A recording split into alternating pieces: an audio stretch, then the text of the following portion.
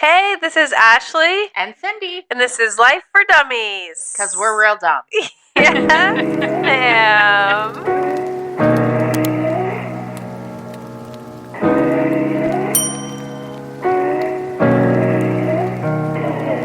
What are we talking about today? I thought I would ask you, who or what is your favorite teacher?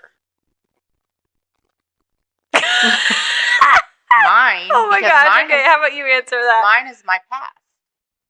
Oh, that's very interesting. Yeah. I'll let you take the ball. Well, so my past taught me a lot of things, right? And the number one thing it taught me was what doesn't work for you. Boom, right? Yeah. So if I remember all of that, I never have to repeat it. It is the best lesson ever. And as long as I don't continue to repeat it, then I make no more mistakes. And the mistakes I do make, it's so I can learn something, right? But I'm not harming myself and others because I'm not doing that same stuff anymore. How about you? Yes, it's tough for me to distinguish between something esoterical and then like a real human person.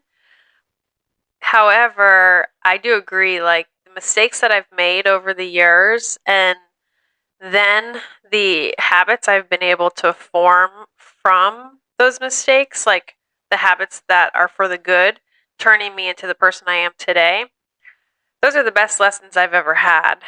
And I don't know if it's because like I've got a really thick skull, but I don't know about you or those listening. I have to walk through it in order to really learn my lesson. I can't just kind of take your advice and then do better.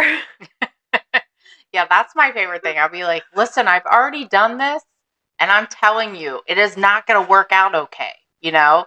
And it's like, no, I got to figure it out for myself, which is completely fine. I get it. I am that same kind of person. Like, I got to figure it out for myself, and I got to beat my head against the wall sometimes. And it's like, what are you doing?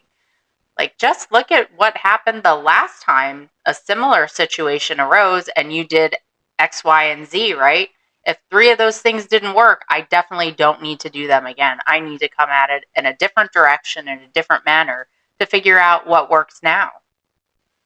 There's another teacher who's like at the front of my mind, and he was my pre calculus teacher in high school.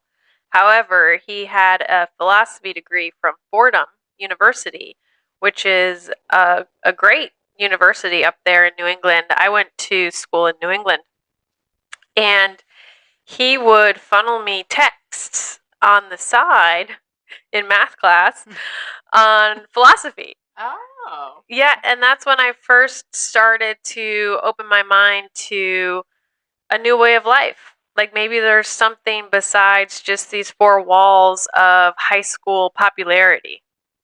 That's interesting. Yeah, it takes like a very special individual for me to like actually get, like that draws me to them and I pay attention, right? And for me, when I came into this new way of life, there were several people that got my attention and what they had was attractive to me. And those have been the greatest teachers of my life because they have taught me things that I wouldn't be here without it, you know? Like this new way of life, I had to be spoon fed, little by little, baby steps, because like I said, I'm, I'm hard headed too. And I just think that, I know best. And it took me a long time to realize that you don't know best. You can look at your past and realize, yeah, yeah, you don't. Because sometimes I'm real dumb. Real dumb.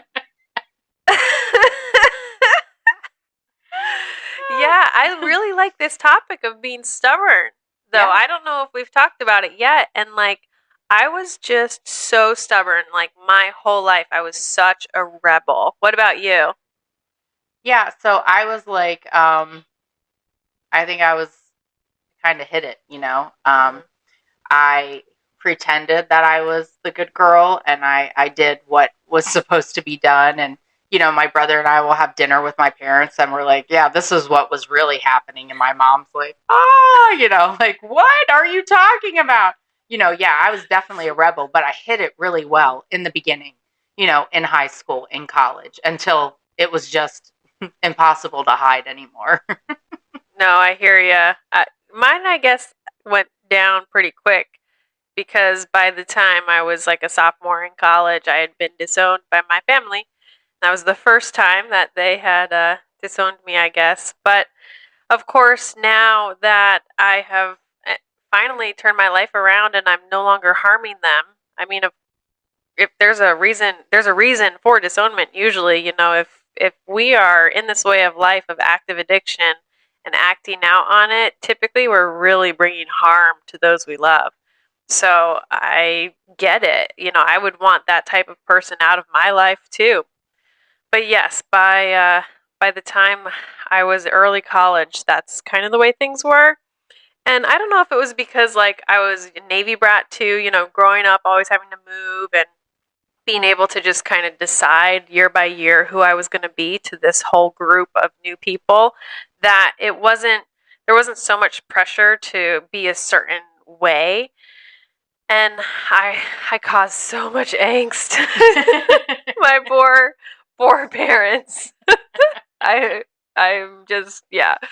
But no, I had that rebellious nature in me, and even coming into this new way of life, like that stubborn person, it was really hard for me to become open-minded and willing enough to start making these changes, but gosh, thank God I did. I'm so grateful that you did. And yeah, I think that that's something that a lot of us have in common is that we're really stubborn and we think we know best. Even when you can look back and say, yeah, I thought I knew best, but you kept doing the same thing over and over again, expecting different results, right?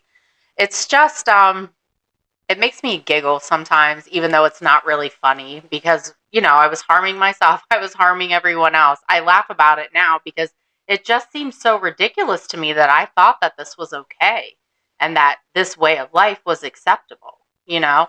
And I'm just so grateful that I too was open minded enough and willing enough and got honest enough to accept some help, And that, like we've talked about here before, accepting help and asking for help is the strongest, bravest thing you can possibly do. Absolutely. And I was thinking about this morning, how kind of like it feels like I went through all of this super serious, dramatic, chaotic trauma, in my life pretty quickly, and then coming through it also pretty quickly. Being at this age to be able to be here with Cindy today and just offer to anyone listening a new way of life. Yeah, this is such a miracle for Ashley and I. And we have talked about something like this for a long time, being able to help people on a larger scale. So this really is dreams do come true, and we are here for you. So if there's anything that you would like us to talk about that we haven't yet, comment below and let us know what you think. We love you. You can do it.